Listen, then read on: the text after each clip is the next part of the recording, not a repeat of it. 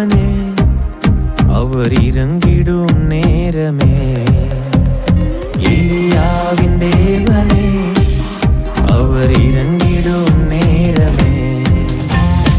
அசைவாடும் அனலாக்கும் எங்கள் அக்கினி ஜுவாலையே, அசைவாடும் அனலாக்கும் எங்கள் அக்கினி ஜுவாலையே. எலியாவின் தேவனே, அவர் இறங்கிடும் நேரமே. ஆண்டவரும் அருமை இரட்சகருமாகிய இயேசுவின் நாமத்தினாலே இந்த புதிய நாளுக்காய் கர்த்தரை ஸ்தோத்தரிக்கிற நம்ம கண்களை மூடி ஜெபம் பண்ணுவோம். பரிசுத்த தேவனே, எங்களோடு பேசுங்க சாரோனின் ரோஜாவே, இயேசுவின் நாமத்தின் பிதாவே. அவன் எடுத்து வாசிப்போம். எஸ்தர் 8ஆம் அதிகாரம் 16ஆம் வசனம் கூட வாசிப்போம். இவ்விதமா யூதருக்கு வெளிச்சமும் மகிழ்ச்சியும் களிப்பும் கனமும் உண்டாயிற்று. கர்த்தருக்கு ஸ்தோத்திரம். இந்த யூதகுலம் முழுவதும் ஒரு சந்தோஷம், ஒரு மகிழ்ச்சி உண்டான. எதனால இந்த எஸ்தர் ராஜாத்தி, முர்தகா இவர்கள்லாம் ஒருமனப்பட்டு யூத குலத்துக்காக உபவாசம் பண்ணி ஜெபிக்கும் பொழுது அவர் சொல்றா, நான் செத்தாலும் சாகிறேன்னு சொல்லி ராஜ சமூகத்திலே அவ என்ன பண்றா, அவர் உபவாசம் பண்ணி போகும் பொழுது அவர் சொல்றான், ராஜா தன் என் ஆஸ்தியில பாதி ராஜ்யத்தை உனக்கு என்ன பண்ண தரே, என்னிடத்துல கேளுன்னு சொல்லும் பொழுது கர்த்தருடைய வல்லமை இடத்துல புறப்படுகிறதை பார்க்க முடிகிறது. சட்டத்தையே மாற்றி அமைக்கக்கூடியது கர்த்தருடைய வல்லமையான வார்த்தையின் உபவாச ஜெபம். கர்த்தருக்கு ஸ்தோத்திரம். உங்க ஜெபத்துல ஒரு வல்லமை இருக்குது, உபவாச ஜெபத்துல வல்லமை இருக்குது. ஒரு நேரத்தை ஒதுக்குங்க.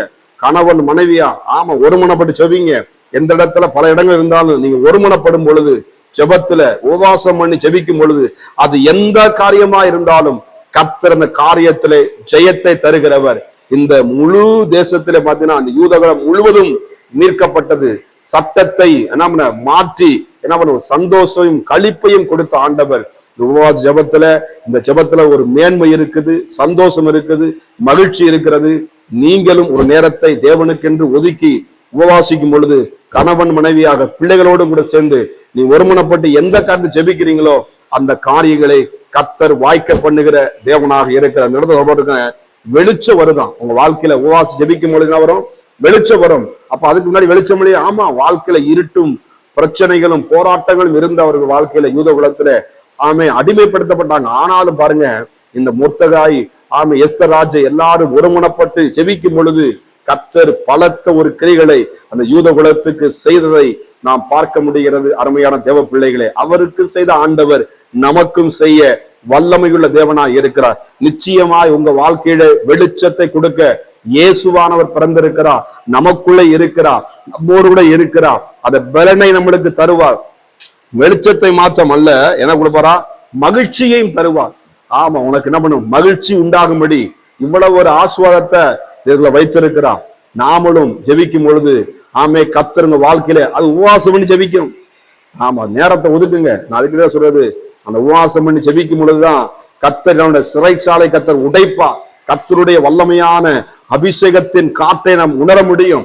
கர்த்தர் கொடுக்கிற சந்தோஷத்தை, மகிழ்ச்சியை நாம பெற்றுக்கொள்ளாதபடி தடை பண்ணுகிற எல்லா தடைகளை கர்த்தர் உடைப்பார். குடும்பத்துல காணப்படுகிற பிசாசின் கிரிகளை அழித்து கொடுப்பதாக இயேசு எதுக்கு பிறந்தார்? அந்த பூமியில பிசாசின் கிரிகளை அழிக்கும்படி பிறந்திருக்கிறார் இயேசு கிறிஸ்து.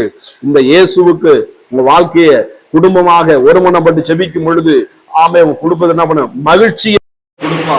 அது மாத்திர களிப்பும் கனமும் உண்டாயிற்று. ஒரு கனத்தை தருகிற ஆண்டவர். அதுக்கப்புறம் பாத்தீங்கன்னா எஸ்தர் ராஜா என்ன பண்ணாரு?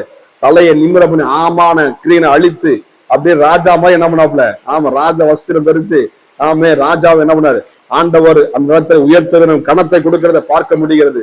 அந்த முழு தேசத்துக்கும் ஒரு மகிழ்ச்சியை கொடுக்கும்போது நம்மளும் நம்முடைய குடும்பத்துக்கும் நம்முடைய மாவட்டங்களுக்கும் நம்முடைய தமிழ்நாட்டு நம்முடைய இந்தியாவும் ஆண்டவராக இயேசு கிறிஸ்து அறிந்து அந்த சந்தோஷத்தையும் தேவன் கொடுக்கிற அந்த மகிழ்ச்சியும் பெற்றுக்கொள்ளும் போது நீங்கள் நானும் ஜெபிக்கும் பொழுது இந்த முழு தேசமும் தேவனை அறிந்து கொள்ளும். அவர்களும் ஆஸ்வதிக்கப்படுவாங்க, அவர்களும் பாவ மன்னிப்பாய் பெற்றுக் கொள்வாங்க, அவர்களும் இயேசுவோடு வாழ்ந்து நித்தியத்திலே பங்கெடுக்கும்படி கர்த்தர் விரும்புகிறார். அதை நம்ம ஒப்பு கொடுப்போம், உபவாசம் பண்ணுவோம், ஜெயத்தை பெற்றுக் கொள்வோம். கணத்தை கர்த்தர் நிச்சயமா நமக்கு தருவார். ஜெபம் பண்ணுவோமா? பரிசுத்தமும் கிருபை நிறைந்த நல்ல தகப்பனே, சோத்தரிக்கப்பட்ட நல்ல அந்த புதிய நாளுக்காக நன்றி. இந்த பிள்ளைகளும் ஆண்டவரே அப்படிப்பட்ட சந்தோஷத்தையும் மகிழ்ச்சியும் கனத்தை சுதந்திரித்துக் கொள்ள தடையா இருக்கிற எல்லா தடைகளும் உடையட்டும். ஒரு மனத்தை ஜெபிக்கிற ஆவியை கர்த்தர் கொடுப்பீராக. உபவாசம் பண்ணி ஜெபிக்கிற அந்த கிருபைகளை பிள்ளைகளுக்கு தருவீராக. உபவாசம் பண்ணும் பொழுது அந்த பலனை கர்த்தர் கொடுக்கும்படியாய் ஜெபிக்கிற ஆண்டவரே, தலைவனாகிய கர்த்தாவே, அந்த மற்றவர்களுக்கு சொல்லாதபடி தன் அறைக்குள்ளே கூட்டி ஜெபிக்கும் பொழுது கர்த்தருடைய வல்லமை பிள்ளைகள் வாழ்க்கையை வெளிப்படட்டும். ஒரு இப்போதோ மகிமையான பிரசங்க பிள்ளைகளை மூடுவதாக இயேசுவின் நாமத்தின் பிதாவே, ஆமென். God bless you. கர்த்தர் உங்களை ஆசீர்வதிப்பாராக. நான் ஒருவன் மாத்திரம் நீந்திருக்க பாகாலின் படைகளை எதிர்த்திடுவேன். நான் ஜெபிக்க ஜெபிக்க அவர் தலையசைப்பார், ஜெபிக்க ஜெபிக்க அவர் தலையசைப்பார். நெருப்பாய் இறங்கிடுவார் என் தெய்வம், நெருப்பாய் இறங்கிடுவார். ஆவியே, ஆவியே, அசைவாடும் அனலாக்கும் எங்கள் அக்கினி ஜுவாலையே, அசைவாடும் அனலாக்கும் எங்கள் அக்கினி ஜுவாலையே.